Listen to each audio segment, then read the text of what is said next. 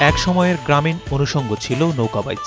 নদীমাতৃক এই বাংলায় গ্রাম গ্রামান্তরে অনুষ্ঠিত হতো এই লোকজ ক্রীড়া। সময় বদলেছে সবকিছু। ঐতিহ্যের ধারক সেই নৌকাবাইজ এখন তেমন আর চোখে পড়ে না। তবুও দেশের বেশ কিছু জায়গায় শত বছর ধরে আয়োজিত হয়ে আসছে নৌকাবাইজ।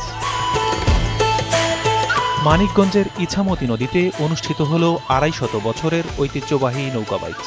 আর এই নৌকাবাইজকে ঘিরে হাজারো দর্শনার্থীর পদচারণায় মুখর হয়ে ওঠে নদীর দুই পার। ছোটকালে তো অনেক নাওবাইজ দেখছি, তাতে সেই তুলনায় তা নয়, এই ছোট ছোট নৌকায় অনেক ভালোই হয়েছে নৌকাবাইজ।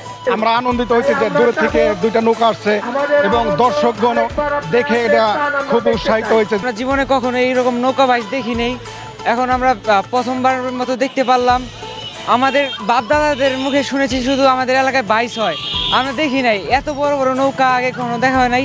শত বছরের ঐতিহ্য ধরে রাখতে প্রতি বছরই আয়োজিত হয় এই নৌকাবাইজ। আয়োজকরা বলছেন প্রতিযোগিতার ইতিহাস প্রায় ২৫০ বছরের পুরনো।